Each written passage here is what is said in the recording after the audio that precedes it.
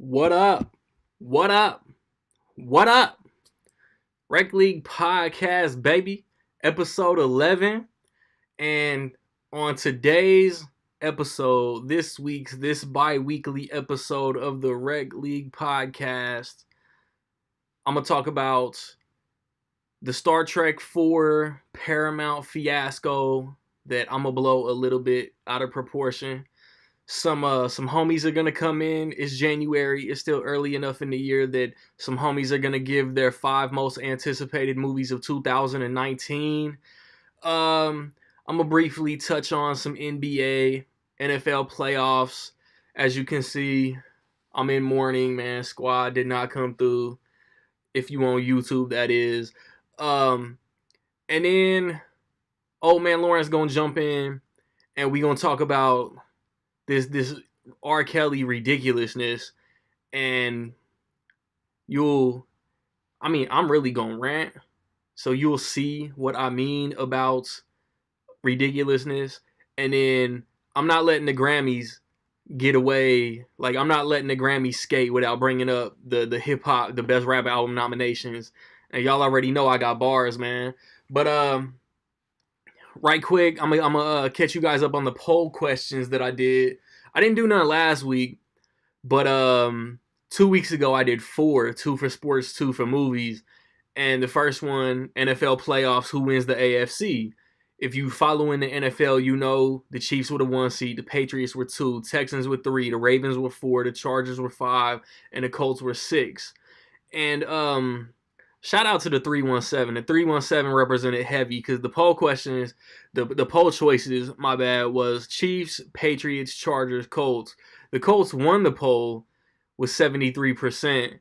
So, I mean, fans represented, I'm sure all 73% of that poll were friends of the show.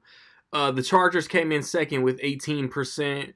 The Chiefs, who made it to the AFC Championship, got 9%, and the Patriots, who made it to the AFC Championship, got 0%, as it should have been.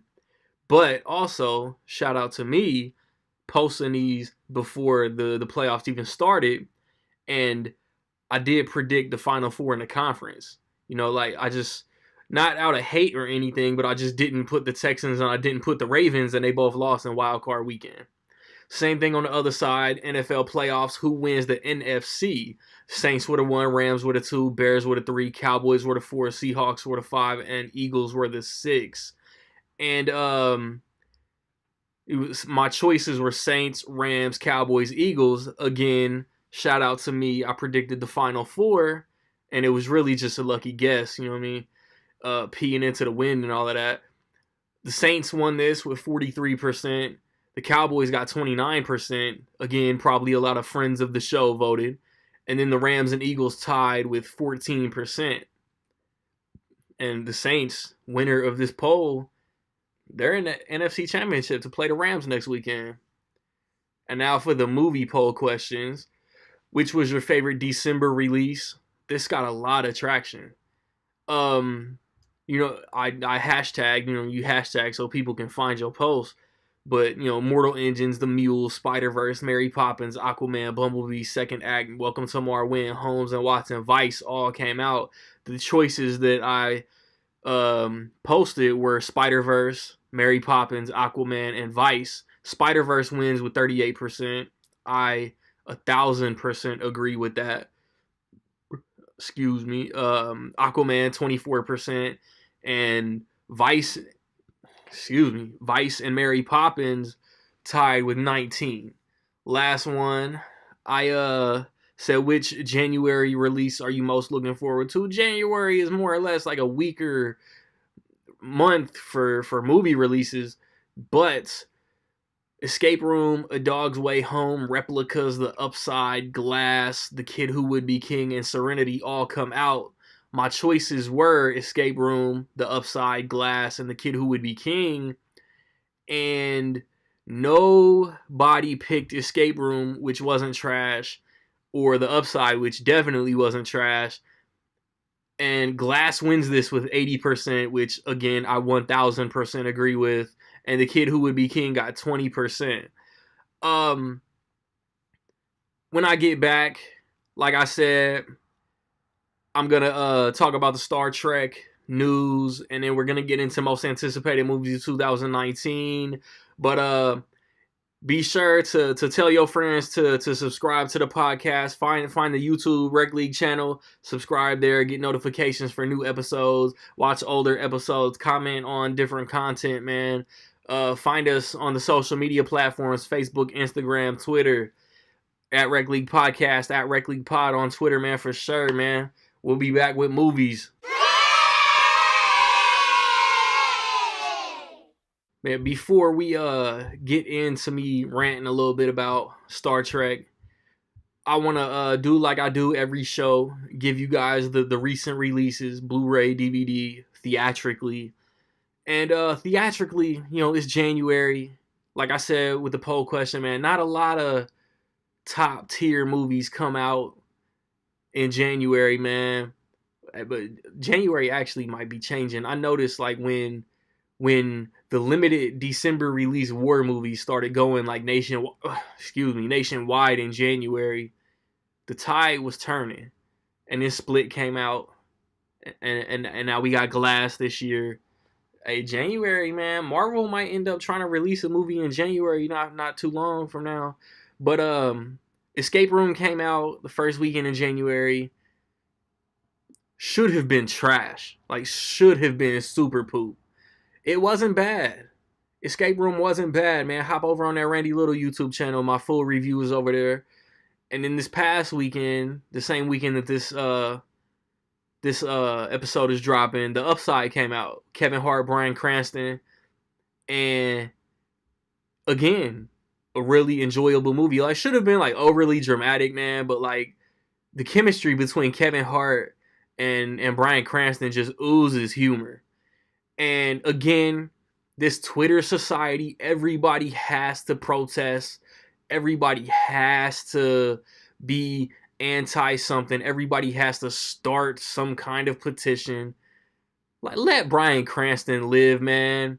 He's an actor. He took on a job acting paralyzed.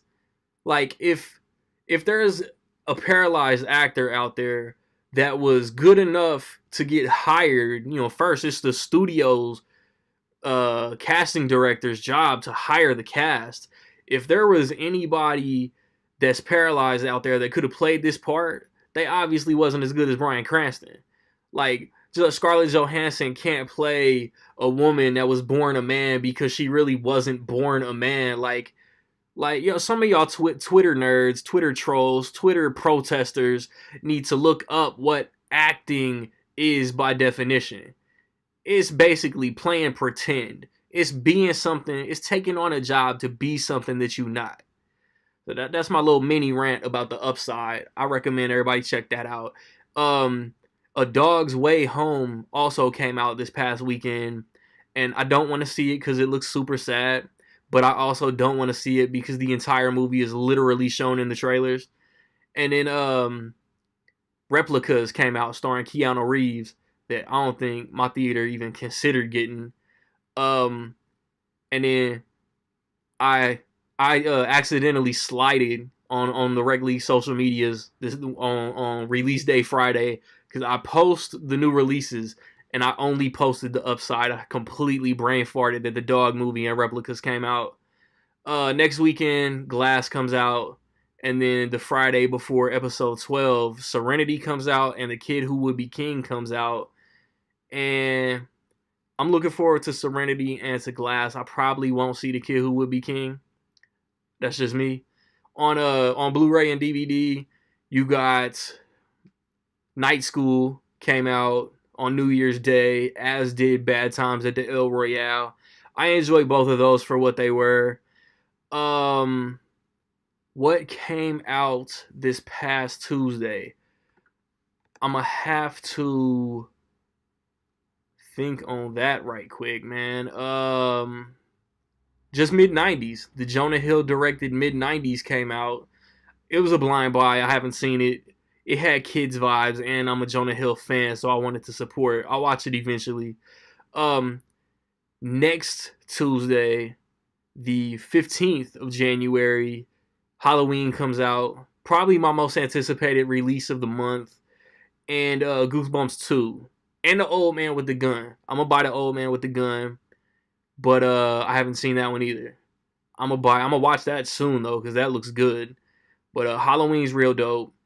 Goosebumps 2 was a letdown, a super letdown, but I got the first one and I'm a completist, so I gotta grab it.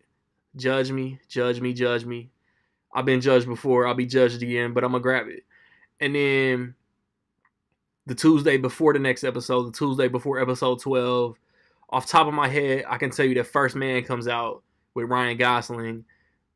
And I know there's like one more semi big release, but I can't think of anything else that comes out past First Man. And I don't know. After that, man, we gonna get to this we gonna get to these top 5 movies. The Hate U Give comes out. There it is. The Hate U Give comes out. Johnny English Strikes Again comes out. And then some DreamWorks animation upgrades. MVDs releasing Double Dragon. I'm ashamed by that. I have a feeling I know what everybody's most anticipated movie of the year will be.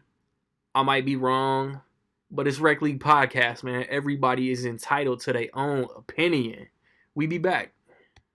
And we back, man. Rec League Podcast, man. Like I told y'all, man. I don't know if you on YouTube. I don't know if you could do it on audio only, man, but you could jump around in segments. Like I put timestamps on the YouTube videos. So you can, if you just want to click on one segment and watch that, I do that for y'all. I don't know if you could do that on the audio only. I think that's a dope little feature on YouTube though. But we got movies, man, and Paramount has recently shelved, not canceled, but shelved. Basically, like they'll get around to it eventually. From what I understand, that's what shelved means. But the Star Trek 4, to follow up to Star Trek Beyond, and it was announced that S.J. Clarkson was gonna direct that, and she recently left, like over the past week or two. And if I'm not mistaken, she about to go to HBO and work on the Game of Thrones prequel series. And I mean that's dope. Like Game of Thrones is stupid dope. I think when True Detective season 3 premieres, they're gonna announce the Game of Thrones premiere date sometime in April. But yeah, like that's dope for her. And I think like Paramount isn't trying to do what's best for the franchise, in my opinion. They want to have like the first ever director of a Star Trek movie, and they want to like make that history.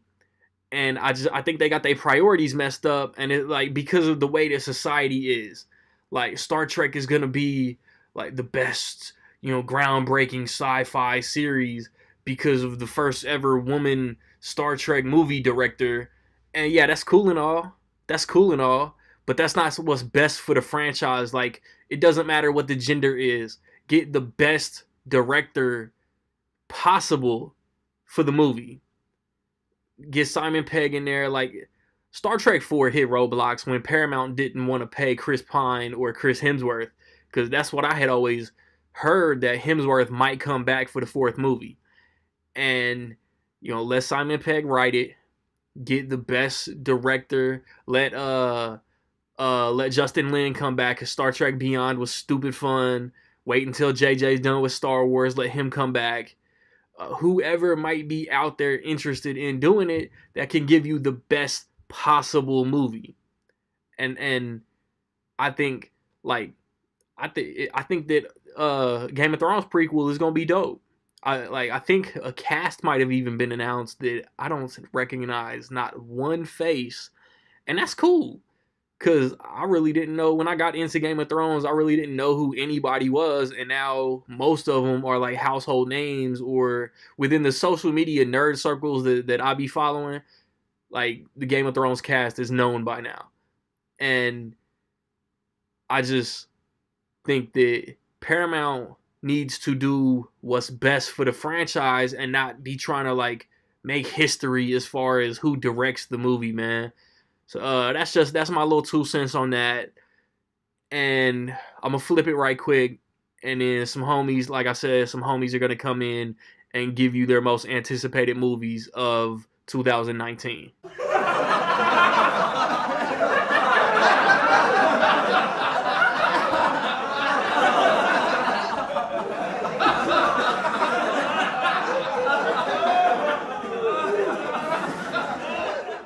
Okay, now we got my guy, Rec League first timer, my dude, Titan AE. Little nickname I just cooked up right now, but I feel like it fits. So your 5 most anticipated movies of 2019, man, from 5 through 1, whenever you ready. Well, Randy, at number 5, I had to go ahead and give myself Dumbo. Okay. And only for the sole purpose is that I'm a huge Tim Burton fan. Like, literally, I have a huge art book collection here. I'll show you guys one day. It's something new that, like, well, not really new, I guess you could say. It's a remake, live-action adaptation, whatever. But it's also the fact that he's making a movie in the first time in, like, a long time, too. Yeah. Yeah, so, I mean, you don't really hear much from Tim Burton anymore. He's always kept low. But other than that, I'm not too sure about who these actors are, but it seems doable. The soundtrack seems nice, too. All right, for my number 4, everyone's going to probably agree with this one. Well, most. Endgame, Avengers. Okay.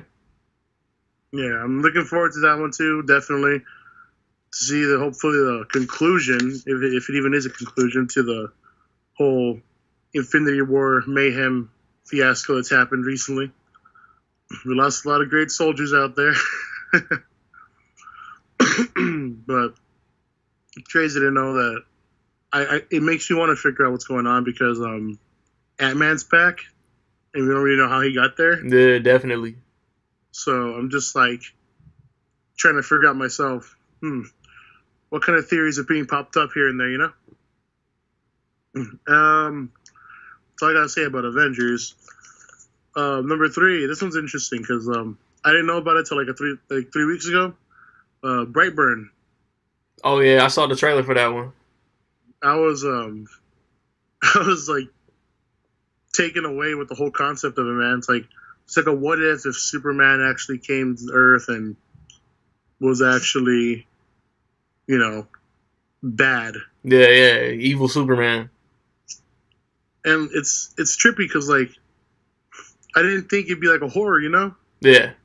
It seems like a horror, especially that I don't know if y'all seen the trailer and all, but the final part of the trailer with that girl in the freezer. Oh, I don't remember. Oh, well, he just hops on her, dude. It's crazy. I mean, it's I think produced by James Gunn actually. Yeah. So I mean, that's some good work. I mean, he worked with Guardians of the Galaxy. There's actually, aren't there 3 Guns working on that movie? Three guns? Yeah, like it's James Gunn, like 2 other guys, the last name Gunn. I'm not sure. I mean, he's got his brother was like the stand-in for Rocket, who got Yondu's arrow at the end of Volume 2. Yeah, like that's his brother, but I'm not sure. I know there was like more than a few like guys with the last name Gunn in the title of the production there. But Brightburn looks cool. I like the concept of it, and it's just something I'm looking forward to because it's like Man of Steel, but more violent. Yeah, for sure. My number 2 list has to go to It Chapter 2 because the first one did amazing. I wouldn't really say it's a horror because of the whole like lack of horror that the movie had. Yeah, but I'd say more of a thriller drama. Makes sense. I mean, it wasn't that scary. There were some parts that were scary, like the opening scene. Still traumatizes me to this day. And yeah, so it's like I don't know. It's hard to explain. I mean, Bill Skarsgård and the rest of the kids, they're all grown up now. Mm-hmm. I mean, it's gonna be like kind of cool to see them all in their growing years throughout the time that Pennywise is gone. And who knows, maybe we'll see more Pennywise in this one. Oh, of course. No doubt. Yeah, because And everyone doubted Skarsgård, man, but he pulled it off Knocked pretty it out well. of the park. Yeah, I mean, even what's his name? Tim Curry. Tim Curry had something good to say about it. I mean, Tim Curry gave me nightmares for years. No, definitely. I mean, because of him, you can't trust sewer drains. All right, at my number one, I'm pretty sure most of these are number ones for other people, but for me, my number one right now is Godzilla, King of the Monsters. Growing up as a small little guy, I love Godzilla films. My stepdad at the time, he introduced me to Godzilla after I thought, the 1998 Godzilla, the one with New York City and Matthew Broderick and all that. 98. Yeah, 98. Okay. Yeah. At first, I thought that was Godzilla when I was a kid, but then my dad was like, "Let's put that down. Let me show you what real Godzilla is." Real Godzilla. And then I was like, "Wait a minute, this is the real Godzilla." I owned the Godzilla versus King Kong when I was a kid, so I'm like, if this is really Godzilla, then what have I been missing out on? So he showed me the collection, man, like Godzilla versus Mechagodzilla, and King Ghidorah, and Mothra, Megalon, and Rodan. Just the list goes on, man. And I actually got the opportunity to witness the very first Godzilla movie, Gojira. That's dope. And it's dated, obviously, but to me, it's still like one heck of like a unique piece of work. Yeah. Like for its time, it still stands out today as a really good film. But I'm looking forward to King of the Monsters because it's a complete remake of an original movie, Ghidorah, the three-headed monster. Mm-hmm. It has your big boys, Rodan, Godzilla, King Ghidorah, and then Queen Mothra herself, Mothra. So you got four big beasts duking it out in the big city here. And, man, the designs for these creatures, man, they're, like, really good. Like, really good. Like, Godzilla's spikes are bigger. King Ghidorah is freaking humongous. Rodan, not much to say. He's still kind of a mystery. They hardly show him, but when they do, he's flying. And Mothra, well, a lot of people don't like to change, but you know what? You got to deal with change once every so often. And honestly, I thought Mothra was pretty dope. That wing expansion was pretty good too. And I'm looking forward to it, man. I mean, hopefully we get the bridge between Godzilla versus King Kong with this movie. Yeah, hopefully. And see where this goes to. Were there you got any honorable mentions that you want to list off real quick that maybe just missed your list? Ooh, there are a few. For sure, there's top two honorable mentions, Captain Marvel and Shazam. Okay. I'm not really too familiar with Captain Marvel and her work from the comics. So this movie will be my first time experiencing anything she's ever done. For Shazam, another Captain Marvel that had a name change back then. Yeah. Had two Captain Marvels. I like it and all, but I don't know. The costume kind of killed it for me. I mean, it could have been a lot better, honestly, the costume. Yeah. But I'm not going to let the costume ruin the story. I'm pretty sure the story is going to be great. I mean, I'm not going to don't judge a book by its cover, so I'm going to watch it still. But then there's another honorable mention that's also possibly and highly going to be a dishonorable mention one day. I'm a huge Sonic the Hedgehog fan. Okay. And I believe the director of Fast and Furious is working on that movie. I think so. I don't remember. It comes out in November. I'll know before then. Sonic right now is a huge controversy in that movie. No one's happy with his design. I'm not that happy with his design. He has like human-like legs. They're trying so hard to make a live action, but it's just not going to work. He's a cartoony character, you know? Yeah. It's kind of hard to, bring to life something that's so cartoony. It's like bringing Mickey Mouse to real life. You can't just do that. You got to if you're going to do it, You better just keep the original style. Yeah, that'd be scary. Heck, Alvin and the Chipmunks is pretty scary. Yeah. Okay, before we let you go, man, you got any social medias you want to plug real quick so people can find you? You guys go ahead and find me on Twitter. No, not Twitter. I don't even use Twitter. Scratch that. Instagram under Tom Vince the Stranger. It's I just post art there, and I'm gonna start selling art real soon. And also, subscribe to me and my friend's channel, the Sockhead Gamers, where we play a bunch of games and real soon be doing skits. And also just, I guess, be my friend on Facebook. Randy knows my name, Alex Espinoza. Titan AE. That's what's up, man. I appreciate you jumping on with me, man. Okay, now we got my guy. Y'all know him from last episode, from the Halloween episode, Mr. Nick Goodman. Most anticipated 2019, 5 through 1, whenever you're ready. All right, so number 5, it's sort of a tie. It's pretty much split right down the middle. I'll give the edge to one. It's split between Aladdin and Lion King. I give the edge to Aladdin just because Aladdin has always been my favorite. I always say Aladdin's my favorite. Beauty and the Beast is the best, is kind of always what I say. Like, they're not necessarily the same thing.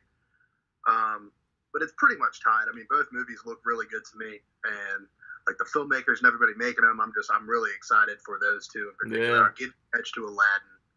So that's going to be, like, one to kick off the summer, and I'm really stoked on that. Number 4, I've got Captain Marvel. It's coming out like a few weeks. I've already got my tickets. I'm just like, I'm really excited to see the throwback, like the 90s, and like see what other, things we can find out. I feel like there's going to be secrets revealed that regarding things we've already seen that we didn't know. I feel like there's going to be other characters pop up that we don't know about yet. And how it's going to connect to Infinity War and Endgame, I'm just like, I'm losing my mind. I feel like I'm losing my mind more than a lot of people are for. Yeah, I'll admit the most recent trailer that came on during the college football championships is the only Captain Marvel trailer that I really liked. The other two were okay, but I really liked this most recent one. Yeah, I wasn't even like expecting like a just groundbreaking like anything from Captain Marvel. Like I was just excited for it anyway. So I think what they're showing us is enough. Yeah. I feel like there's gonna be stuff that we aren't expecting. I feel like they're gonna give away, like, reveal things and stuff like that we don't know yet. So all the coolness is behind the curtain. I have a feeling. I could be wrong. Like maybe I hope so. Stuck and I'll just but so yeah, that's definitely my number 4. So I'm excited to see that. Number 3, I've got Toy Story 4, which, any other year would probably be number 1 because Toy Story is like everything. But it's still like that kind of skeptical, like where are they going to go with 4? But at the same time, it's like if they're going to do it, I feel like they must have a good enough reason to keep it going after 3, like how good 3 was. And it's Disney, it's Pixar, so like The Incredibles 2 to me like blew away my expectations. Like I figured it'd be good, but it was way better. So I feel like I have enough trust in them that Toy Story 4 is going to be good. Agreed. That's definitely number 3. Then my number 2 and number 1 could be, honestly, like they could be switched off, and I wouldn't really, but number 2 right now, depending on my mood, I've got Avengers Endgame.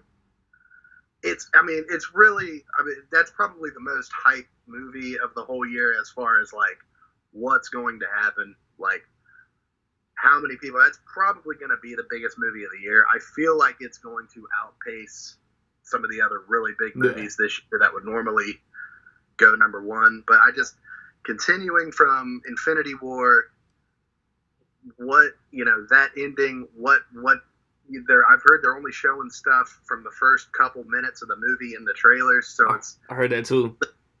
So much that we don't know, and I'm just really excited to see that like in a full theater and feel like everybody's going to be experiencing it at the same time. It's coming out in April again, so it's like there's not going to be a lot of like spoilers and shit like that. So I'm really excited for Endgame. It like by the time it gets here, I'm gonna be like, how is there another movie that's even number one when that's coming out? Yeah. Right now, my number one, just because I'm like a loyal fan, is Star Wars Episode 9. I feel like I'm the last man on the hill, like for Star Wars. Like I love it with every fiber of my being. Even like the ups and downs, like I just feel like I'm there for Star Wars. And I feel like there's so many Star Wars fans that aren't, like they just didn't go see Solo because they were like, yeah, maybe I'll catch it on Netflix. And it's like, why wouldn't you go see Solo? Why wouldn't you go see the shitty Clone Wars movie that came out like 10 years ago? Like, go and just go. Like, give it your money. It's Star Wars. It's giving you more bad things or more good things than bad. So, but I love The Force Awakens. I love The Last Jedi. Like, I love where they're taking it. I love that they don't spoon feed you things that you were expecting. Like, you know, everything has to make sense. Everybody has to be descendant from somebody else. This bad guy has to be important somehow. It's like, no, we're going to cut him in half in the middle of the movie, and that's what we're going to do. Like, I love it. So I'm really excited for whatever. Like, even if it's just bad, like, even if it's just a dumpster fire and it just everything falls apart, like, I'm still excited. Like, I'm going to be there. Just, like, I'm going to see it probably at least 3 times. So movies that I'm excited for.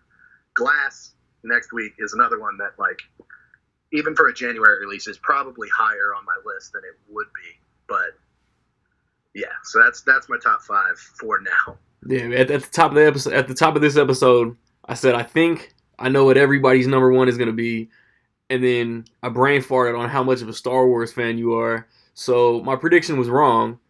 And then yeah, like Star Wars, I think The Last Jedi kind of like was hit or miss for a lot of people. Like, I love The Force Awakens. I really like The Last Jedi. I thought Solo was cool. And I'm not even that much of a Star Wars guy.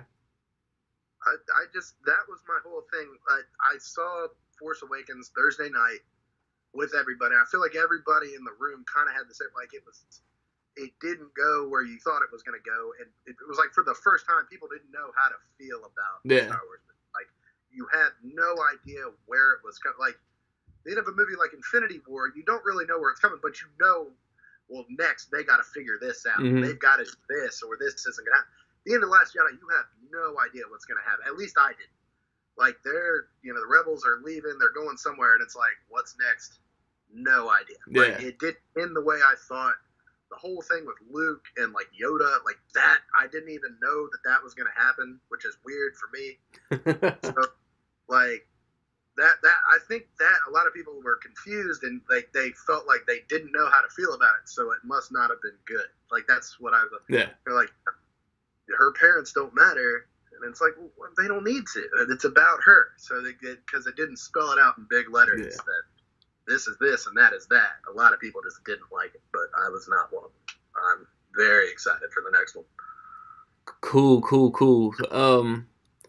Not really a lot of lists, man. You know, you got an open invitation to the podcast whenever you want to jump on.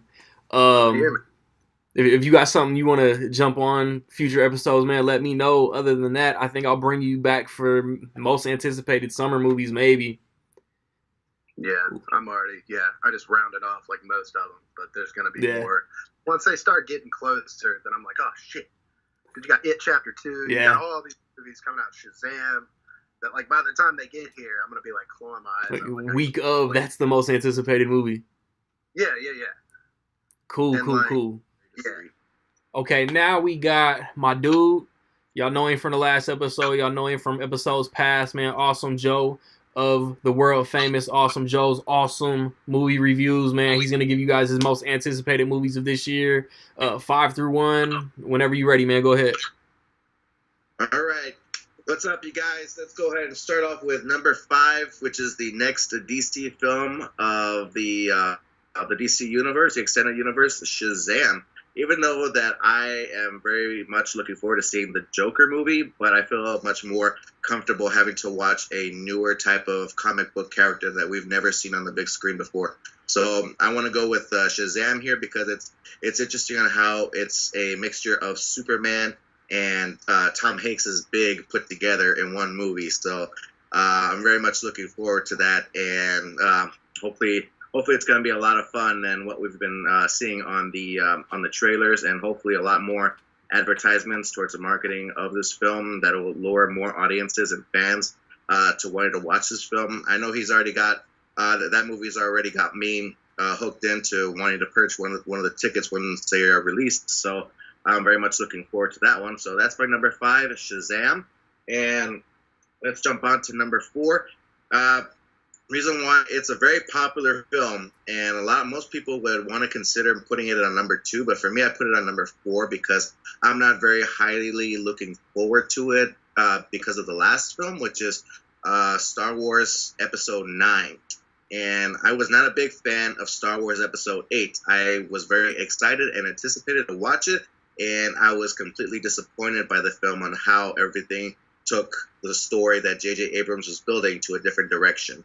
And I was very much expecting more. I was expecting, the next Empire Strikes Back. And unfortunately, this movie did not do it for me.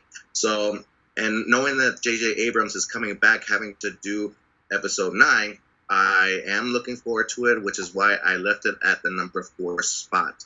So going to number 3 is going to be the live adaptation of the Disney animated cartoon from 1994, The Lion King. And I very much admired what Jon Favreau did with The Jungle Book back in 2016. It's very, very wonderful. It's a very new experience having to visualize this great new world that takes a lot of time and hard effort, and having to develop such a wonderful and an amazing film, and having to see him returning and giving us another set of the same world would be fantastic. And especially on one of the most greatest Disney films of all time, and bringing back James Earl Jones into this, which is fantastic, and a lot of great comers like Seth Rogen, Chitwell Ejiofor, Beyonce Knowles. Very much looking forward to seeing that combination of great cast members being part of this great and wonderful film. Let's see, number 2. Ooh, I'm excited for number 2 because I loved the first movie when it was, 2017? It Chapter 2. Oh man, I loved Chapter 1. Chapter 1 was so amazing. I had a lot of fun with that movie. And I love a good scary flick, and that's what Chapter 1 did for me, which was gave me an exciting, fun time and scared all together. And I'm very much expecting for It Chapter 2 to do the same thing with things that we've never seen before in a horror flick. So very much looking forward to number 2. And of course, we all know what number 1's going to be. Dumbo. No, I'm just kidding. It's going to be Avengers Endgame. And if anybody's a viewer of my channel, you guys saw my reaction towards the trailer once it was first released, and having to see what the exact title was going to be for that film, it blew my mind. It blew my mind completely. So I am very much looking forward to seeing what's going to happen next after Thanos' snap, and seeing what they're going to be doing to either reverse it or, move forward, or even if there's going to be a new villain within this film, I'm very much looking forward to seeing what's going to happen next. So that'll be my top 5 most anticipated films that I'm looking forward to for the year 2019. Cool. And hop over there on YouTube, on Facebook, Awesome Joe's Awesome Movie Reviews, man. My guy just posted his top 10 most hated movies of 2018. Go over there and check that out. All right, man. We got my guy, Old Man Lawrence, man. He's regular, practically on every episode. If you don't like him, tough. Your 5 most anticipated movies of 2019, man. 5 through 1, however you want to list them off. Go ahead. I'm probably not gonna put them in any particular order. I don't really know what last who's coming out. I know Glass this week. Yeah, next Friday. Yeah, Glass about this Friday. I had to put Glass on there mainly because I'm a big time M. Night Shyamalan fan. I know he gets a lot of mixed reviews or whatever. Either you love him or you hate him. I guess you could be somewhere in between. I don't know, but Unbreakable is one of his best movies, in my opinion. And then, super underrated. Split, yeah, everybody liked Split when it came out. I think it kind of took everybody by surprise. And they're like, "Oh, M. Night Shyamalan's back. He's back." He was back with The Visit. If you want to say he was back, See, I'm a little bit mixed. The Visit's probably one of his weaker ones, in my opinion. think so. I put The Happening over The Visit. See, I'm not a fan of shoving faces into poo, but The Visit was good. Yeah, The Visit, it was pretty good. I don't know, it just got kind of lame towards the end. I'll say that. But Split was really good. The main character was a McAvoy, whatever. He killed it. Yeah. Playing all the different personalities. That was a super dope movie. Then at the very end, spoiler alert, if you haven't seen Split it's been yet, 2 years. At the very end, Bruce Willis' character from Unbreakable pops up, and it kind of lets everybody know, like, oh shit, trying to tie these together. I can't remember if that was known beforehand or not, but I don't think I knew that when I watched it. I think it leaked. I think I knew. I didn't know like the ins and outs, the whole details of the scene, but I think I had like stumbled upon accidentally that they tied together. Yeah, I'm pretty sure that when I first watched it, I had no idea that was coming. That was pretty dope. So yeah, I'm gonna put Glass on there. Samuel L. Jackson, Bruce Willis back on the screen together, and James McAvoy in the mix with his character, the Beast. We'll see what they do. I heard it's got mixed reviews or whatever, but I'm hyped. I'm super hyped. Ain't nobody worried about that. I had to put the Avengers on there. What's it called? The Avengers Endgame? Endgame? Yeah. I think everybody, for the most part, is going to have that on their most anticipated list just because we all want to see what happens. Should be bananas. Have they leaked the runtime on that yet? Anybody know? Is it going to be like epic, like 3 hours long? Yeah, it's rumored 3 hours. Damn. 3 hours of geek shit. Popcorn refill on that joint. Man. Hey there, hungry? Have a death proof fucking have a grindhouse intermission. Hateful Eight. Snacks, the little drive-in movie theater snack time. This is how they introduce Deadpool. Bathroom break, guys. So the Avengers Endgame would be on there for me. We'll put the Joker on there. Joaquin Phoenix. Queen Phoenix. Todd Phillips. Images have come out.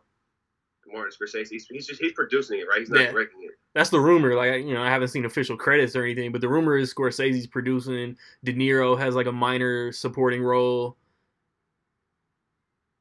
Yeah, so I think everybody's hyped on that one as well. I'm not sure anybody really is expecting or has any idea what to expect coming out of this movie. I don't know, because it's supposed to be an origin, right?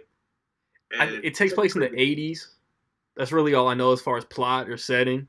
Okay, because I was going to say, Joker doesn't technically have an origin. Like, nobody's ever written an origin story for the Joker. So if they were actually making an origin, it could be pretty wide open with whatever they wanted it to be. What is it? Killing Joke, where he's a failed comedian? Yeah, I mean, for the most part, I think they took a lot of inspiration from that. All that we know of the Joker's origin or whatever. Like, some people will even say that that's not his true origin. Red Hood.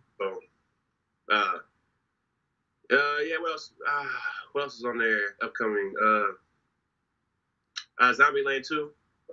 October. Finally, good Lord, I didn't even know if it was official or not. Like, I hit you up before the 10 years. I was like, it's 10 years?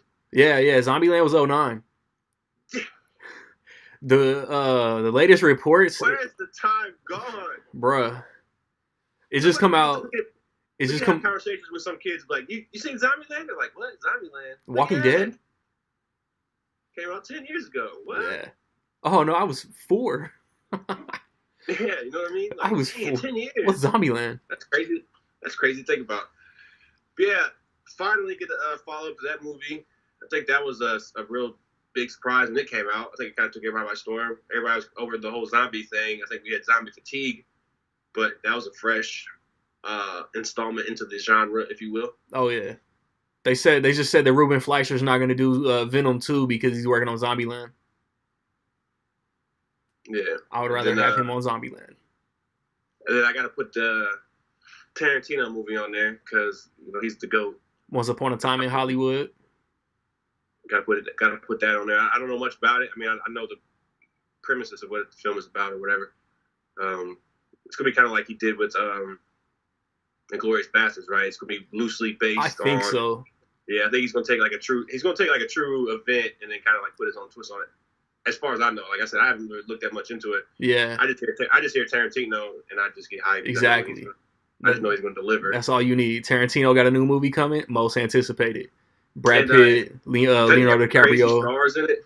Huh? Everybody's in this movie, right? Yeah, Brad Pitt, Leonardo DiCaprio, Margot Robbie. Margot Robbie plays the victim. I know Al Pacino's in it in some capacity. There's others. I mean, other cast lists isn't coming to mind. I got a topic for later on over to the side, so I can't really switch up the screen right now.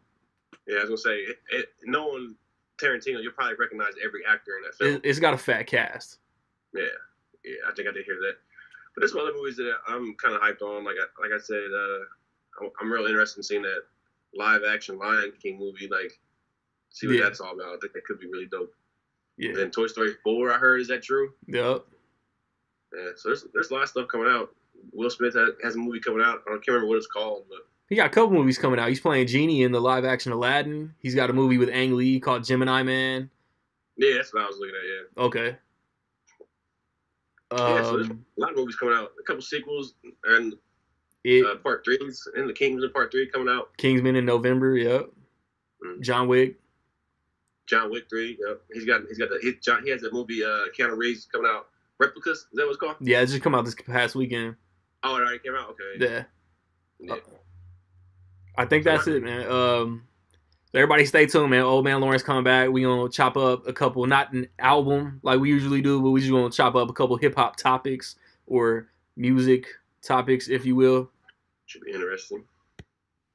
Okay, next we got my dog. Y'all remembering from last episode, my man, Mr. Eric Sigmund, not in Chicago, man. Yo, 5 most anticipated movies of 2019, 5 through 1, whenever you ready, man. All right, cool. So, I guess I'm starting with number 5. And that's funny with this. I don't know if you saw it. It was a picture released, one of the stars in the movie. And I'm talking about Hobbs and Shaw, the spinoff of Fast and the Furious. Oh, yeah. And, well, of course, it's obviously why they're making the movie, because of the chemistry between Jason Statham, and Dwayne Johnson. Yeah, I think they was the best part of Fate. And the last. Yeah. Yeah. And one more thing on this: who's directing the movie? David Leitch, Deadpool 2, mm-hmm. Atomic Blonde, and John Wick. Co-director John Wick, the first one. The Baba Yaga. But no, that's pretty much it on that. For obvious reasons, all those collaborative. Oh, of course, Idris Elba. Yeah, playing the villain. And then what's her name from Baby Driver? Eiza Gonzalez. Oh yeah, she was up in there. She's about to be in it too. Yeah, I don't see any way that movie could. It's gonna be ridiculous. Yeah, it's gotta be. It's gotta be. Right, but that's pretty much it on number 5. It's nothing much out like a trailer wise, or it's just pictures like that. I think they got something in the back pocket maybe for Super Bowl. Mm-hmm. And also the same thing with number 4. It's not really any footage out about it, just a lot of pictures and this buzz around the cast and who's directing it. Once Upon a Time in Hollywood. Oh yeah. Of course, that's on my top 10. Yeah, and that one is gonna be. That's basically a year away. It's at the end of December. And of course, Quentin Tarantino and Leo DiCaprio, Brad Pitt, and like everybody else. Yeah. Tarantino doesn't. And basically, and this one is loosely based on a true story. Manson, Sharon Tate, and all of that. Yeah. So I'm curious to see. I think this will be Tarantino's first time doing something based off something true. Yeah. So he's gonna put his own spin on it. Right. Because he's done stuff based off of other material, like Jackie Brown, and I think Jackie Brown was probably the only thing he did. Yeah, was Elmore Leonard? Yeah, that's right. A Jackie Brown book. Yeah. But yeah, it's good to see him try some other material or whatnot. And take it down to number 3. Now, 3, we got something to work with because we just got a trailer for the Jordan Peele movie. Oh, yeah. Yeah, that movie looks bananas. Yeah, and of course, there's a lot of hype around him winning an Oscar off of Get Out, and Get Out being as good as it was. Yeah. And you know, I'm sure you saw the trailer. It just looks A few times. right. I I just looks awesome. And, ain't even going front. You know, everybody coming up with fan theories and stuff, so I had to like try to calculate and hypothesize. You know, there's gonna be some kind of ridiculous twist that's gonna throw everybody off.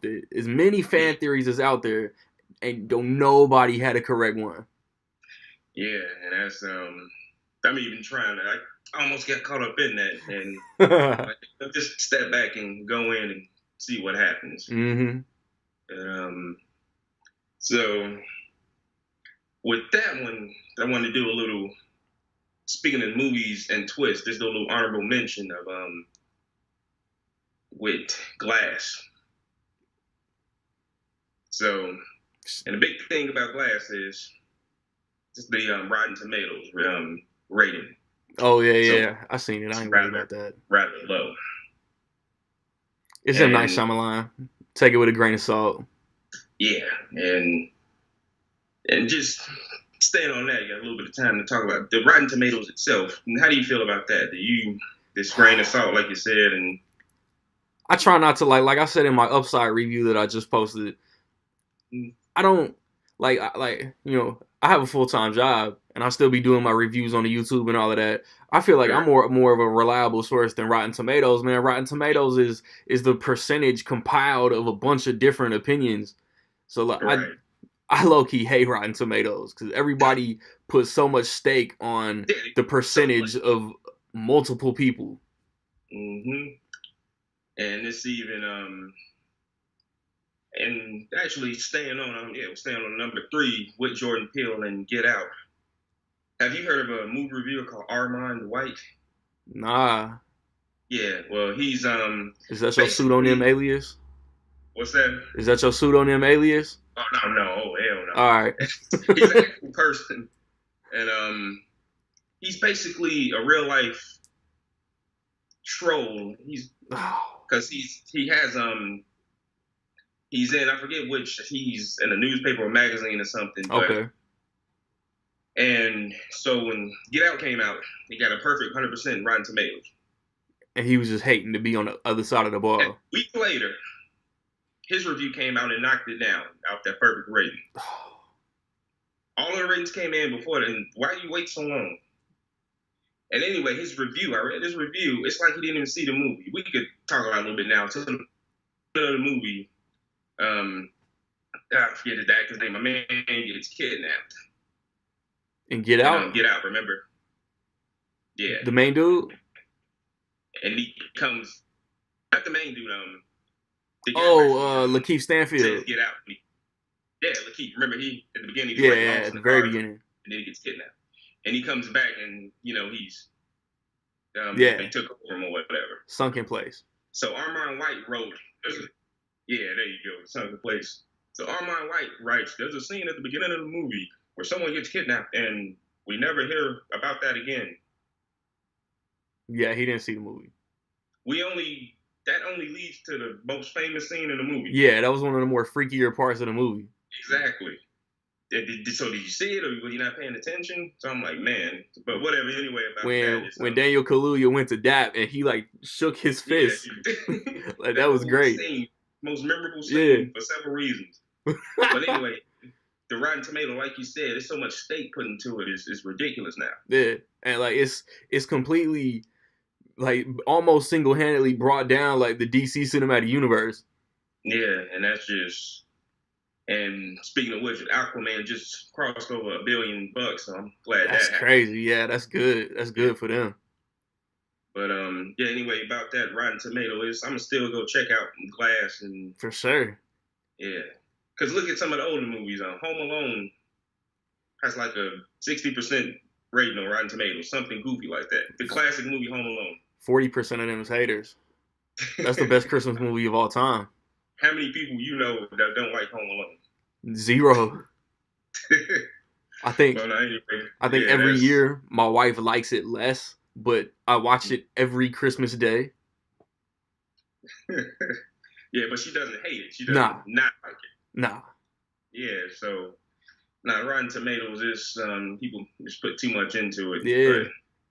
But as I wanted to just mention that, but you got the people on Instagram. A lot of people we follow, doing it. Oh, same old, back to the old Shyamalan, and technically, if he's back to the old Shyamalan, that's the great Shyamalan. Yeah, exactly. So I don't understand what that means. In my opinion, and this might be the minority too, but in my opinion, man, M. Night Shyamalan really don't have no bad movies.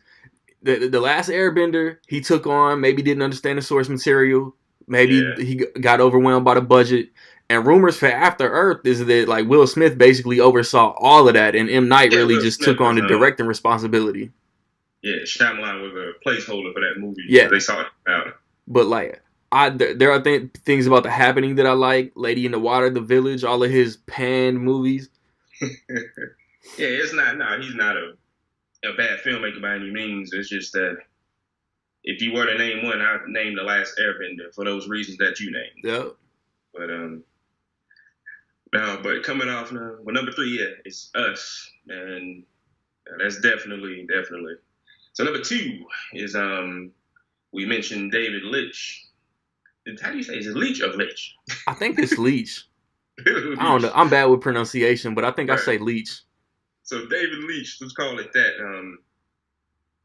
Let's go. Number 2 would be John Wick 3 with his former co-director and Chad. I definitely can't say his last name. I think it's Stileski. I don't know. Hey, it's Rec League, man. We not professionals, man. We know enough to hold court, but we ain't professionals. Yeah, I'm pretty sure the professionals will get that. Right. I heard a reporter, they were talking about the Mandela effect. And you ever heard of that one? I've heard of it, but I don't remember what it is. We'll get on that on another. That'll make an interesting episode. But Nelson Mandela is named after him. And this reporter was saying Mandela. Yeah, instead of Mandela. Okay. But anyway, Chad Stileski finished up the trilogy, John Wick 3. And of course, we don't have a trailer yet, and we get a lot of stills, a lot of casting news. Come out in May, man. We need a trailer. Yeah, it's almost February. And of course, Halle Berry's in it. My boy Mark Dacascos. Might not know him by name, but you know him by face. Yeah, I watched something, or I was like doing random, trivia research the other day. I seen his name for something. Yeah, his most famous movie is Only the Strong, that brought Capoeira to the mainstream. Oh no, I was looking up something. He was the villain in the first Triple X.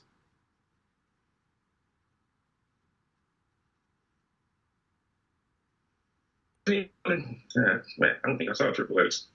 And what about you see Cradle to the Grave? Maybe way back when it first came out. Right. It's not really, but no, he's in it. You'll know him when you see a picture of him. Yeah. So there's a couple all the originals are back, and there's even hints that a couple of people might return, like Common. I think I heard Common say that he wasn't in it, but he might be trying to like swerve the fans. Right, he need to come back. The second movie. Yeah. And he did the thing. He did the thing, and he left him alive. But no. So this is going to be wrapping up the trilogy with John Wick 3, and I'm curious to see what they do with it. Yeah. And the director said it's going to be a higher body count. I'm like, higher than? How can you get higher? So yeah, that's interesting. And these directors, Leitch and Stileski, they brought integrity back to, this old school stunts and action, wide shots, static camera, no shaky cam, no MTV editing. Real action movies. Yeah. Because I think like action movies and comic book movies is two different genres in my opinion. And comic book movies get classified as action movies a lot. And and like John Wick is its own beast, you know what I'm saying? And for example, adding to the point you made, the comic book movies, of course, is the main genre. Action would be a subgenre. Yeah. Let's take The Winter Soldier is a thriller. Yeah. It's a spy movie. And just like that, every comic book movie isn't a hard action movie. Exactly. So yeah, and Ant-Man is action comedy action. Yeah. Yeah, but now John Wick, it's definitely his own thing, and it's just brought a lot of that old school feel back to these movies. Gun fu. Exactly. Hey, But I need to see like a percentage. I need to see like statistical percentage of his accuracy in that first movie. 'Cause two to the belly, one to the head. John Wick did not miss. yeah, and then going back to Keanu Reeves, it's his dedication. Of course, you've seen his training videos. I think so.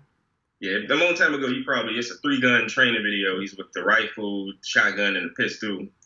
Yeah. And it's by Terran Tactical. That's the company that customized the weapons and trained them. So, but no, that's John Wick 3 definitely. That's number 2 on my list.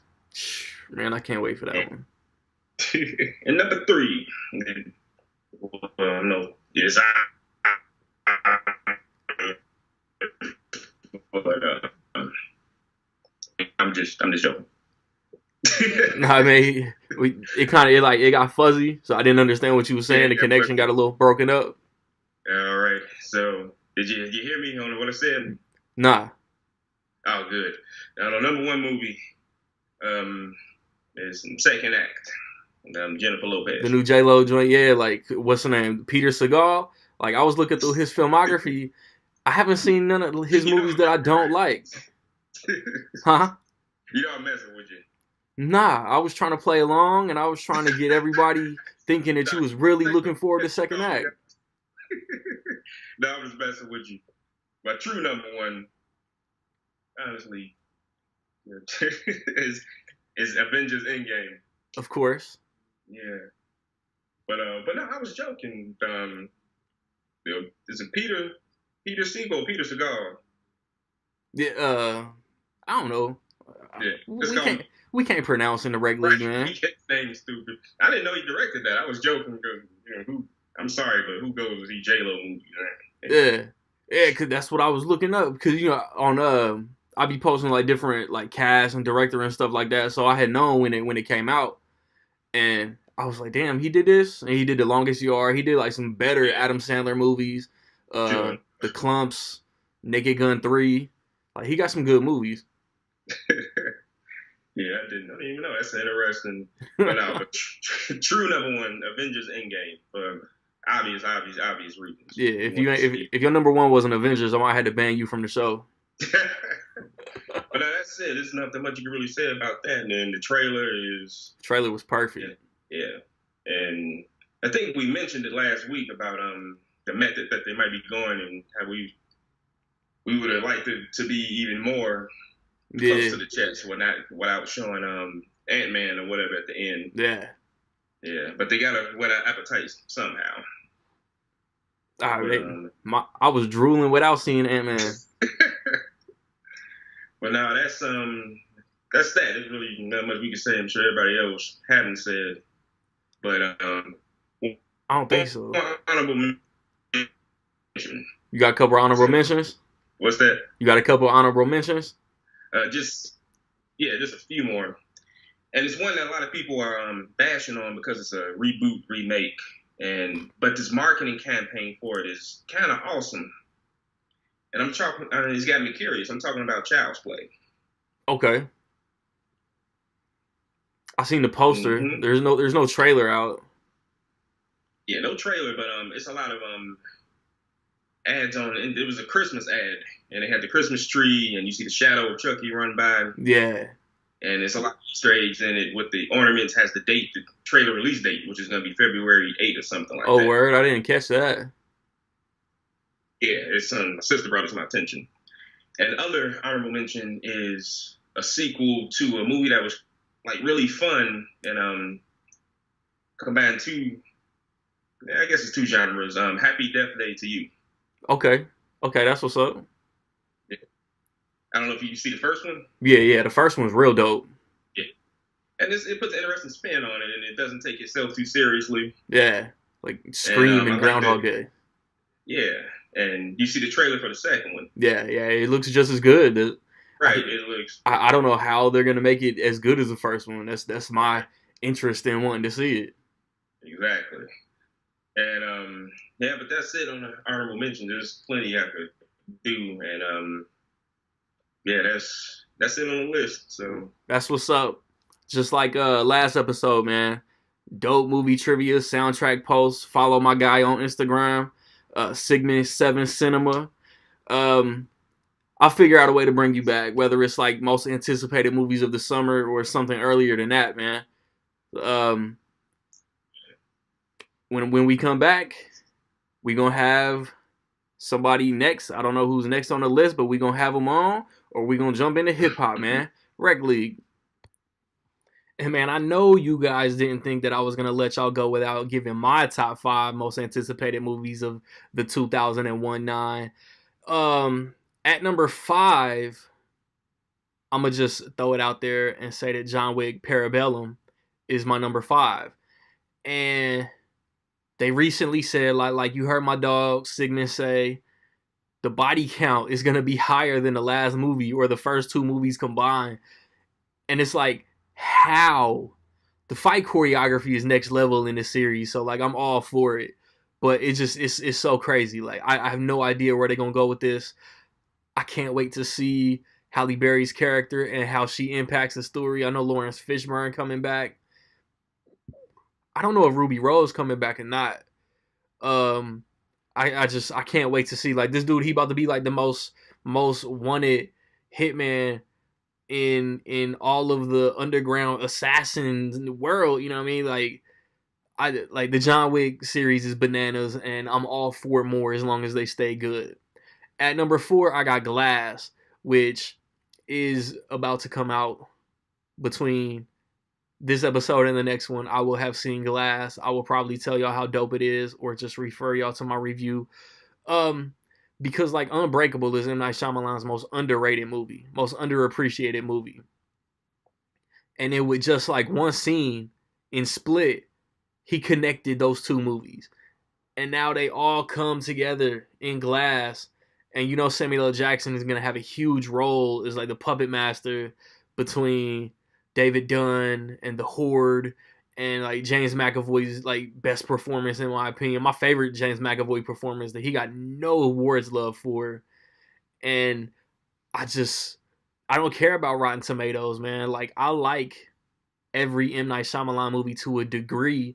I know it's a lot of snobs out there just because it's cool to bash M. Night Shyamalan, don't like him. But that's y'all opinion. This is my opinion. And now at number 3, I got It Chapter 2. It's been on a list or two. It's y'all have heard it mentioned already. And the miniseries haunted me damn near my entire childhood. I listen because I'm lazy. I'm lazy as shit. I listen to the audio book of the novel, of the Stephen King novel, and I might do it again this year. But as much as I enjoy the miniseries, it is heavily flawed, and the Andy Muschietti directed cinematic version, movie version, I don't know, because the miniseries made for TV, but it's way more book accurate. But there are some things that aren't in the book. Like, he took liberties here and there, of course, but it's more faithful to the book. And Bill Skarsgård killed it, no pun intended, as Pennywise. They're like, I need answers. I need to know how certain characters come back. I need It Chapter 2 to be great, because the adult parts of the miniseries are the parts that everybody bashes. Like, it's cool to bash the second half of the miniseries, and I don't even think it's that bad. And I again, might be in the minority, but I want a big spider at the end of this movie because it's book accurate. I think I might have said on the last episode, I might have said on my YouTube most anticipated movies video, that I want to see Bill's wife in the hotel with Pennywise on the TV and her boss's severed head. I need that scene in the movie. At 2, I got Toy Story 4. I grew up on Toy Story. It's my favorite Pixar movie of all time. I love the series. Um, and like it has already been addressed, after a perfect trilogy, where do you go with a fourth movie? I love that Pixar had the balls to make a fourth movie, for one, because most studios want trilogies and then they kill the series or they reboot the series or whatever. Toy Story is pushing forward, and like Toy Story 3 showed that Pixar can make an amazing movie after a big gap in between sequels. Then they did it with Finding Dory, then they did it with Incredibles, and now they're doing it again.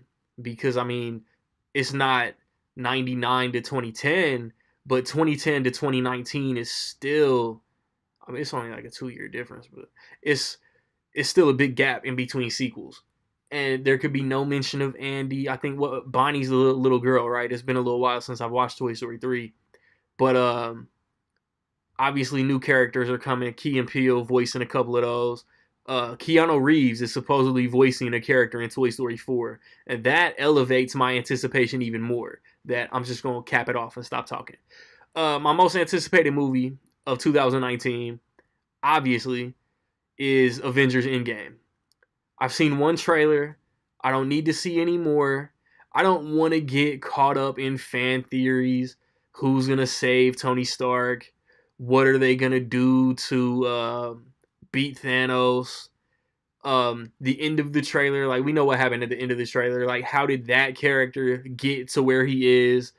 How is Captain Marvel going to mesh with the still not decimated heroes? Will there be a post-credit scene? How? Like, we all know the Avengers win. Just how? Like, I cannot wait. Before Captain Marvel, I'm gonna binge through the entire MCU. I'll watch the Avengers movies before Endgame, and I cannot wait, man.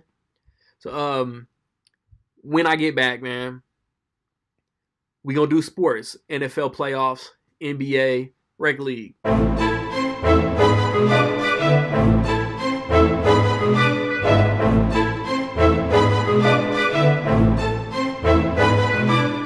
And we back, man. We back, man. Sports is gonna be a little shortish. Nothing huge is really going on. NFL playoffs. So I'm gonna start with the NBA right quick, and I just want to say, like, I love the NBA. I love this game. You know what I'm saying? The Denver Nuggets deserve recognition, man. One of the best teams in the league. Came out of nowhere. When we did the NBA prediction episode, I'm not sure if any of the three of us, maybe one, might have had us. I might have had the Nuggets as the 8th seed, and older man Lawrence, may have, like, the West was difficult to predict. And obviously we're bad at predictions because the Nuggets are out there killing everybody and they're the best seed in the West right now, the best team in the West right now. I think the Warriors will be okay. If they're in the playoffs, they're a threat, obviously. LeBron James has been injured for like the past 3 weeks or so, and I think that shows how valuable to the Lakers that he is, because they're 6-3, or they might be 3-6, but they're struggling without LeBron, is my point. The Spurs started off uncharacteristically bad, and they're starting to get it together. The Spurs are starting to be the Spurs that we know. And then in the East, a healthy Kawhi, man. A healthy Kawhi is keeping Toronto as deadly as any team in the league. My Pacers, everybody slept, all the professionals slept on my Pacers. And right now, we the 3rd seed in the East. But since Miles Turner been hurt for this past week and a half or so, our defense has suffered. And it shows how valuable to the Pacers that Miles Turner really is. The Boston Celtics are not living up to expectations. Like, they were my 1 seed in the East. Obviously, I mean, we're like halfway through the season. There's still time. But, yeah, like, they're like the 5 right now, which that wouldn't even be home court in the playoffs. Philly with Jimmy Butler. Jimmy Butler about to talk his way out of Philly. Like, that's crazy. I really want to say there's no disappointing teams in the East right now, man. Like Washington. The Wizards always get the benefit of the doubt that they're going to be in the playoffs. And now that John Wall is out for the season, that's going to be even harder for them. Like, they were already a below 500 team, but that's going to be harder for them. NFL playoffs right quick, man. Like, if you guys saw the last episode, y'all heard my guy, International O. What up, homie? We did the predictions. And, I mean, we might have come up a little short in the AFC. It happens. Like I said at the top of the episode, man, I'm in mourning. Squad. Like, I'm going to call spade a spade, man. The Colts offense choked in Kansas City. Andrew Luck couldn't throw a 10-yard pass except that one to T.Y. Hilton that he placed right in the perfect place. But, we went into Houston and murdered. Who was it? The Chargers went into Baltimore and got one. And then neither team, like, what got the Colts and Chargers into the divisional round did not show up in either game. Like, the Colts defense started off with the jitters, got comfortable, and once they got comfortable, Kansas City scored maybe once. But, I mean, they scored enough to get to the AFC Championship. Man, the Chargers, man, it's that obscure stat that Phillip Rivers has never beat Tom Brady. It's that obscure stat that it was 9 a.m. LA time in Boston, and New England just did what they do this time of year every year. And my only hope is that they're going to go on the road in the AFC Championship and just play super poop. Like, I don't like the Chiefs. The Chiefs beat my team, but I like the Chiefs more than I like the Patriots. Nobody outside of the Boston area likes the Patriots unless they on the bandwagon. And I hope the Kansas City Chiefs go to the Super Bowl. On the NFC side,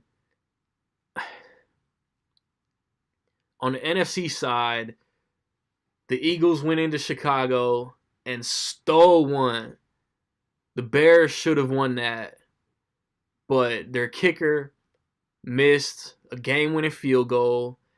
And, man, there were so many dudes, like, leaving Soldier Field crying about how much a kicker get paid, talking about he missed this many kicks, and when the pressure's on, I could do this, I could do that, give me the ball, I could do that.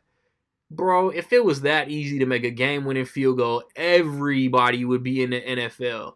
Like, I understand crying because your team lost, being mad, raging out, saying something you might not mean because your team lost. I've done it before. But, like, it's like being a professional athlete is not easy. The Seahawks went into Dallas, and Dallas was the only home team that won in the wild card weekend. And it was just home field. Like, I think if that was in Seattle, Seattle would have won. But it was home field advantage. The only home field advantage that held up in the wild card round. And then Dallas went into LA, and they had a shot, man. Like, they had a shot, but the Rams' run game was just too much. Todd Gurley, C.J. Anderson, man, it was just too much for Dallas defense. Because Jared Goff really didn't do nothing. And if he played like that in the NFC Championship, then New Orleans is going to the Super Bowl. Because Philly went into New Orleans, scored 14 real quick, but then it was a wrap from there. Like, the Saints turned it up on both sides of the ball. Sean Payton came in the locker room, showed the Lombardi, showed the money, showed the Super Bowl ring, and the Saints are motivated. I think if the Saints can win the Super Bowl this year, then Drew Brees should retire. Pull a Peyton Manning, pull a Ray Lewis, and just ride out Jerome Bettis and just ride out on top. But, like, it's gonna be a different game, man. When the Eagles went into New Orleans in the regular season, they got mollywopped. And it was a closer game in the playoffs. It was a shootout between the Saints and the Rams in the regular season. So I expect the NFC Championship to be way different. The Rams can go in there and win, honestly. But Sean Payton, like another obscure stat, Sean Payton and Drew Brees are undefeated at home, and I don't think that's going to change. So my hope for Super Bowl is Saints Chiefs. The probable Super Bowl is Saints Patriots. And that's it for sports, man. This segment ran a little longer than I thought it would. When I get back, man, y'all know I got bars, and then we're gonna have Old Man Lawrence, and we're gonna talk about a couple of hip hop topics, man. Rec League Podcast.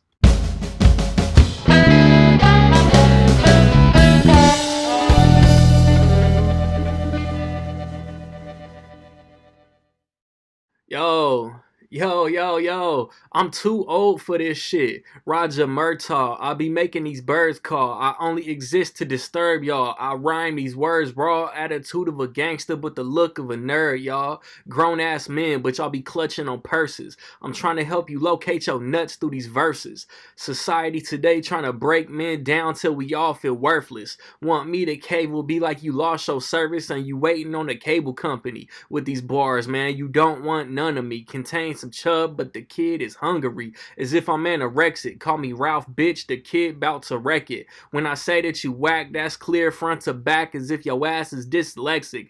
And I say that the kid hungry, bitch, like I missed breakfast. Motherfuckers choking like I grabbed a chain and twist. I rip necklace. I spit reckless. I reps Indiana, but where I live, Texas. Yo, music time. This ain't necessarily hip hop, but we gonna talk about some hip hop related stuff.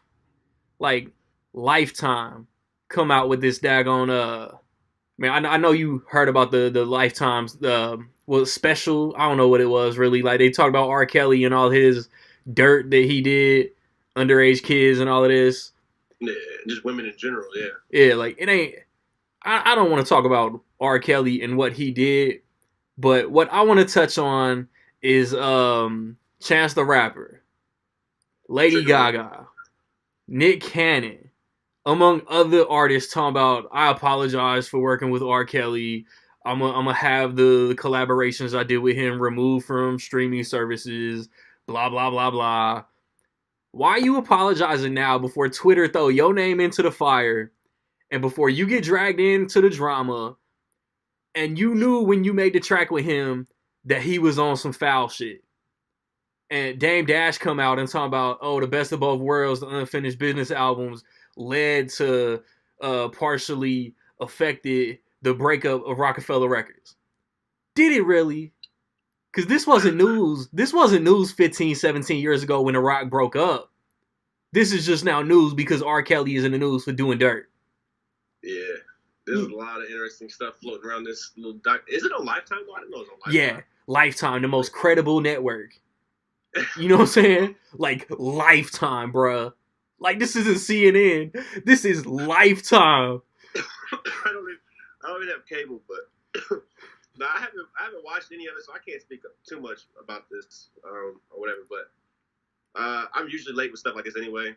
Like, I just watched the second Kingsman movie, for example, and that came out 2 or 3 years ago. Like, I'm super late with stuff. 17. So I'll get around to it eventually, but as far as that goes, like, yeah, I mean, everybody knows R. Kelly had a history. Yeah. Like, I as a young teenage boy, had a bootleg-ass copy of that R. Kelly tape because it was just one of those things that nobody could believe. Now, disclaimer, like, it was one of those things we were passing around because it was like sexual, like, oh, did you see the R. Kelly thing? Like, we weren't treating it like porn. Nah. It was just one of those things that got passed around because it was unbelievable. See it, and nobody could believe it. Yeah. Until you saw it. And then back then, we're like, damn. R. Kelly peed on that girl. Weird-ass dude. He's a weird-ass dude. So, yeah, I kind of agree with you. Yeah, R. Kelly is nasty. I don't remember what year that was, but if you made a track with R. Kelly post him urinating on an underage girl, you kind of knew. Yes. We was talking about this before I pushed record. Dave Chappelle made fun of this on Chappelle's show when we was in high school. So this was early 2000s. Chappelle made his own Ignition remix parody, talking about peeing on little girls. I sip Chris, you drink piss. Chappelle Show's the GOAT. Like, because of my love for Chappelle Show, I really have slept hard on Key and Peele. I ain't gonna front. But yeah, so it's like, once Y2K was over, if you worked with R. Kelly, you worked with him knowing that he had a shady past. But yeah, you might not know all the details, but you had a pretty good head start. Yes. You had an idea. Yes. And we was on the east side of Indianapolis and knew this information. So if you was in music circles, it got passed around high school. Everybody had to see that damn video because nobody could believe it. Facts. It's like one of those things you watch and just like look at the screen like, because you know it's all pixelized. Yeah. And shit, like it is peeing on it. Yeah, that shit wasn't in 4K and we could still tell. Yeah. Oh yeah. So, it is peeing. Yeah, like my whole thing is, don't know Lady Gaga need to come out and apologize. Don't know Chance the Rapper need to come out and apologize. Don't know Dame Dash need to try to blame R. Kelly and Jay-Z albums for why The Rock broke up, because y'all knew what was going on. What's up? Yeah. You could say they don't really need to apologize. I mean, but kind of they do, but your apology doesn't really carry any weight. Yeah. Honestly, because like you said, like you knew. All these artists. Well, I didn't know the extent of it, but you had a pretty good idea. Yeah. Pretty good idea. As soon as he said, as soon as he said, I'm the Pied Piper of R&B, I had to look that up. I ain't go look back and listen to none of his music. I had to look up the definition of the Pied Piper, which is a grown-ass man playing music, trying to lure little kids in for some nastiness. And all these people want to go back and listen to his music and try to listen to his nastiness on wax. And y'all, all the streams is giving him money, man. Stop doing that. And yeah, I mean, that's what YouTube is for, yeah. And then and they say like his streaming numbers went through the roof and shit like that. Yeah. But I mean, honestly, like I don't know, I'm not trying to trigger warning or whatever, but man, like it makes sense why people listen to his music now. I mean, I know this is gonna get spun around, taken the wrong way, but my man had some jams. R. Kelly had jams. So much music. R. Kelly has so much more music. If I'm ever listening to like 106.7 or something, like I'm listening to some R&B, like radio station, iTunes radio or something like that. Well, probably not anymore, but and like an R&B song will come on. I'm like, damn, this is like, who is this? And I'll look it up. I'm like, damn, this is an R. Kelly song. And everybody guesses it's how many songs R. Kelly has, and he has some jams. He got a gang of albums. Like, yeah, is he a piece of shit? Like, yeah, yes. He is, man. He's a disgusting ass dude. But, yes. I mean, it makes sense why people are going back to his music because he had some jams, and Bobby Brown had a lot of jams too. A lot of jams. Yep. It's like, man, I'm not trying to like compare three people, but this dude in his late 20s married teenage Aaliyah. Hey, come on, man. From that point on, y'all knew. People forget about that too. Excuse me. Yeah. And see, that's the only thing I'll give Dame a pass for, because Dame had relations or interactions or some kind of relationship with Aaliyah before she passed and she was legal. And that might have affected Jay-Z and their relationship, but that's all I'm going to talk about that, man. What you gonna do R. Kelly like that? You know we did one girl. Yeah, basically. Something like that. Come on, son. That's why I rock with Cam harder than you anyway, son. Yeah, Dipset, baby. Dipset for life. But yeah, it's crazy, man. Like I don't know. If you wanted my opinion, or I want to give my opinion on it because I feel like it's just one of those talking points right now. Yeah, hell yeah. He's a piece of shit. Like everybody, when the shit first broke, like everybody knew he's a piece of shit. So I mean, if you really wanted to condemn somebody, like he should have been condemned a long time ago. And I was telling my man at work this. R. Kelly about to try to like clap back a lawsuit against Lifetime because some of the girls that they interviewed was lying. Lifetime knowingly interviewed some lying ass girls. Not all of them, but really? Some. That's what I read on the Twitter, because if it's on Twitter, it must be true. If it's on Twitter, it's real as hell. That's all I'm saying. It's hell real. Yeah. Follow me. Oh man, _Lawrence. Plug. Shameless plug. But last order of business before we get up out of here and put a cap on episode 11, man. I cannot let the Grammys get away with these subpar ass best rap album nominations. Cardi B, Mac Miller, Nipsey Hussle, Pusha T, Travis Scott. The only ones that may be deserving is Mac and Push. We need 3 other albums, namely J. Cole, Royce the 5'9", Joel Ortiz, Apollo Brown, to be them other 3 nominations. Yeah, and we kind of touched on this on our favorite albums of the year, whatever video. Yeah, it's a travesty, man. Like I kind of get it because it's more popularity than anything. So yeah, the Travis Scott album was popular, the Cardi B album was popular, but is it the best product? The best? Like, it's not even close to the best. Not even close. Like, I tried to listen to Travis Scott. Man, I can't talk. I hate talking music because I know I sound like a hater, but man, I cannot listen to that shit, man. I can't do it. I feel you. People were hyping it up. People were hyping it up so much to the point where you would say something on Twitter like, "This album is trash." Somebody would post some lyrics like, "Look, he's killing it." I'm like, "Nah, he's really not. He just posted trash ass lyrics." I don't know, man. It's just I don't know. Like I said, I don't want to come across as a 30-something hater, but yeah, I don't know. Man, like I said, the only one that can even be on the discussion that they have is Mac Miller, which I still don't think that's Grammy worthy. Yeah, dope album. I don't think it's Grammy worthy, and Pusha T, which is like not even an album. It's like a trailer. It's like a movie trailer. You watch a movie trailer and you listen to the whole Pusha T album. Exactly. I mean, with what they gave us as far as nominations, I hope Mac Miller pulls a Heath Ledger and just takes a posthumous award or whatever. I don't know the word, but that's something along the lines. Yeah, man. Tragic what happened to Mac Miller. I still can't believe that shit. For real. Yeah, Mac was stupid though. We touched on this on the past episodes, man. Mac was stupid though. Yeah. But that's it, man. Before I wrap it up, any last tidbits you want to drop in here? No, man, not really. I know we did the anticipated movies, anticipated music. I know we got RTJ4 coming out. As far as other hip-hop releases, I mean, honestly, the close of last year was like so crazy. I haven't even had a chance to really look forward and see what was planned or what was scheduled.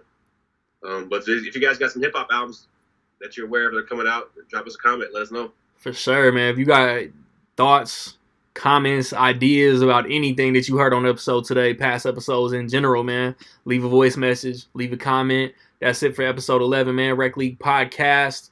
So just chill until the next episode.